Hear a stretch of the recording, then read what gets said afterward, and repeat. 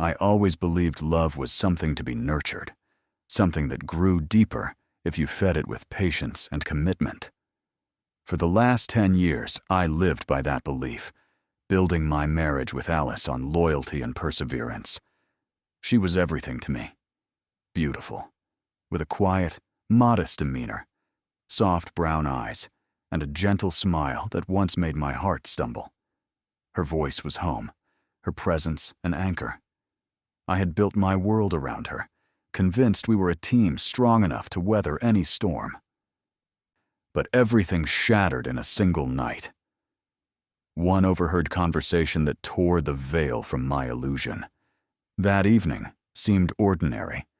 I came home from work later than usual, exhausted, but longing to see my wife. The house smelled faintly of lavender and vanilla, the scent of her favorite candles. I slipped off my shoes, loosened my tie, and was about to call out for her when I heard her voice drifting from the living room. At first, I thought she was talking to a friend. Her tone was casual, almost cheerful. But then I heard my name. Adam just doesn't understand. I can't stand him anymore. I froze. My body went cold. He irritates me. He's so predictable, so boring. I feel like I'm suffocating. Her words slammed into me like a sledgehammer, drowning out every other sound. I wanted to believe it was a joke, a misunderstanding, but there was no mistaking her tone. It was laced with bitterness, weariness, disappointment. I should have walked in and demanded answers. Instead, I stood rooted in the hallway, clutching the doorframe like it could hold me up. And then she said the words that destroyed me completely. I haven't loved him in years. I just don't know how to leave. He's convenient, reliable, but I don't need that anymore. My chest constricted, and for a moment I forgot how to breathe. The woman I had devoted a decade of my life to saw me as nothing more than a cage she longed to escape. I don't know how long I stood there, drowning in despair. Part of me wanted to confront her, to force her to see the devastation she caused. Another part of me just wanted to vanish, to erase the last 10 years entirely. And then I did what I never imagined I could. I turned, walked into the bedroom, and pulled out a suitcase. My hands trembled as I packed a few days' worth of clothes. My mind was blank, my body moving on autopilot. As I zipped up the bag, my eyes fell on our wedding photo on the dresser. Alice was radiant, her arms wrapped around me, her eyes sparkling with love and promise. I stared at that photo, and the only thing I felt was foolishness. Had it all been a lie? Had she simply been waiting for the right moment to leave? Grinding my teeth, I turned away.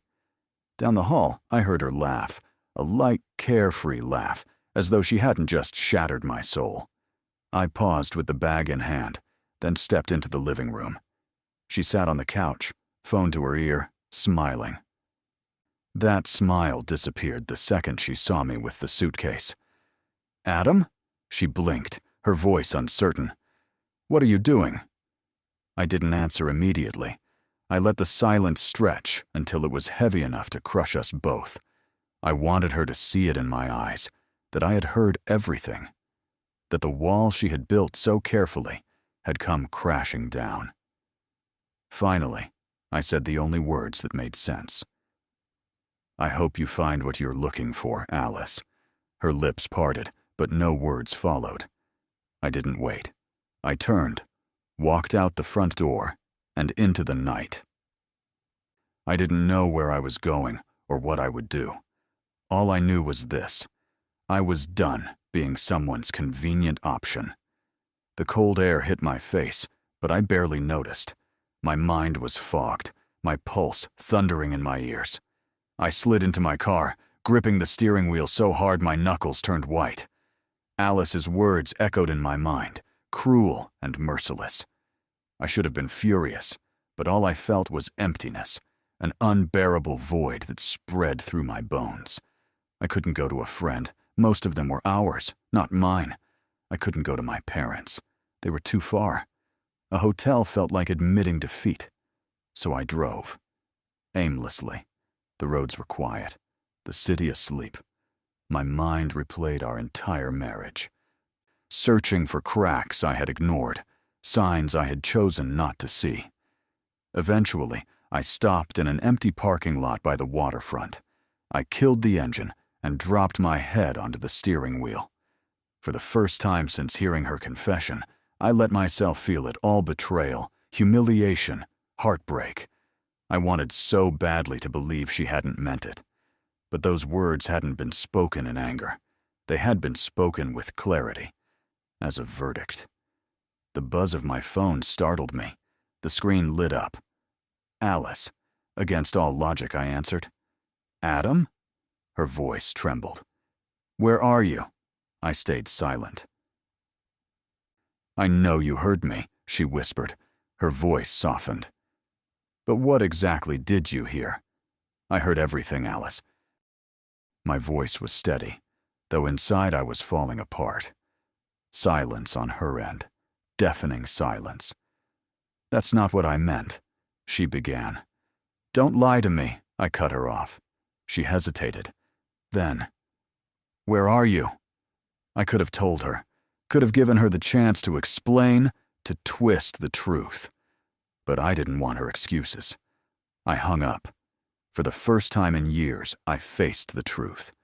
I had spent a decade with a woman who hadn't loved me, and I wasn't going to waste another second. The next morning, I ended up in a small roadside diner. I sat at the counter, staring blankly at the menu. My phone buzzed again. Alice. Adam, come home. We need to talk. And then another. You're being dramatic. Adults should talk things through. I almost laughed. She had admitted she hadn't loved me in years, and I was the one being dramatic. I set the phone aside, and that's when I heard it, her voice. Adam? I turned slowly. She was standing at the entrance, arms crossed. Her hair was messy, her expression unreadable. How did you find me? I asked. You always drive somewhere when you're upset. I just didn't expect. A diner. I gestured to the seat across from me. Since you're here, explain. She sat down, eyes darting nervously. You misunderstood. I was just venting. Couples go through hard times. Sometimes we say things we don't mean. I tilted my head. And how long have our hard times lasted, Alice? She didn't answer. You said you hadn't loved me in years. That's not a rough patch. That's the truth. Her eyes flickered. I didn't expect you to leave. Then why didn't you leave? My voice was calm but firm. Instead, you let me believe everything was fine. The waitress set a plate of pancakes in front of me, glancing briefly at Alice. The tension was suffocating. I don't know what you want me to say, Alice finally whispered. That's the problem. You haven't known what to say for a very long time. She sighed. I'm not proud of what I said. But I didn't want to hurt you. What did you want then? I was stuck. One day I woke up and realized I wasn't the person I thought I'd be. And maybe that's unfair to you, but you never noticed the signs. You always assumed everything was fine. Because you let me believe that, I shot back. I pushed the plate away. Tell me this, Alice. Would you ever have told me the truth if I hadn't overheard you? She looked away. That was enough of an answer. She had been living in a lie because it was easy, because it kept her comfortable. And then she did something unexpected. She reached across the table and put her hand on mine. I don't want to lose you, she whispered, her voice shaking. I pulled my hand back. You don't want to lose me, but you don't love me. What's the difference? I don't know.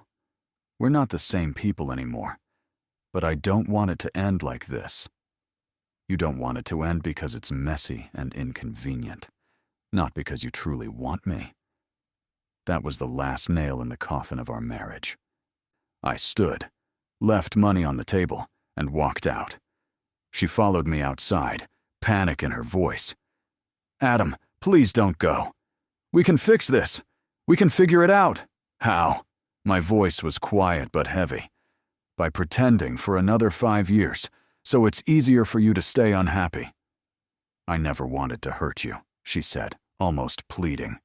But you did. Tears welled in her eyes. Do you think you were the perfect husband? I wasn't the only one who was unhappy. I shook my head. At least I didn't lie to you. The words hit her like a slap.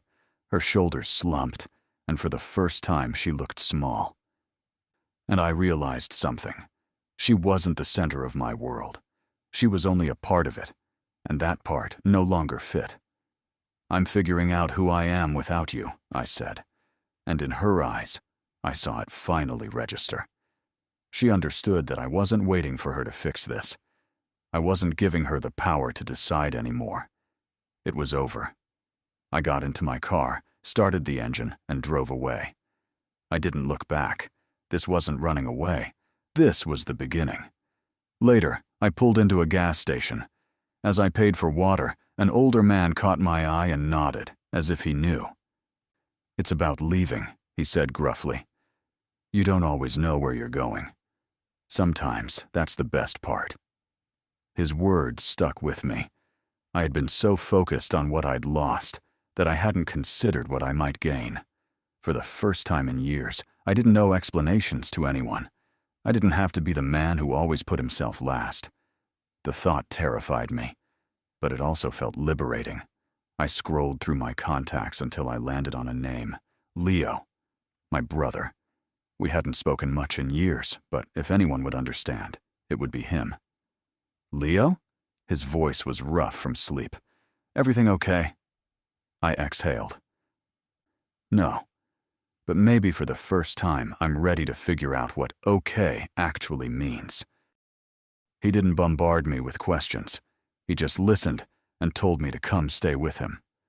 For the first time in a long while, I said yes to something that had nothing to do with Alice. By the time I reached his house, the sun was setting. He was waiting on the porch. He didn't ask if I was all right. He just handed me a beer, and we sat in silence, listening to the cicadas. Do you regret it? He asked eventually. I thought for a long moment. Did I regret walking away from the life I had built? From the woman I once loved? I regret not seeing it sooner, I said finally. But I don't regret leaving. It feels like the first real choice I've made for myself in years. Leo nodded, and I realized I didn't have all the answers. I didn't know what the future held. But for the first time in a decade, the road ahead didn't feel like a prison. It felt open, and I was finally ready to see where it would lead.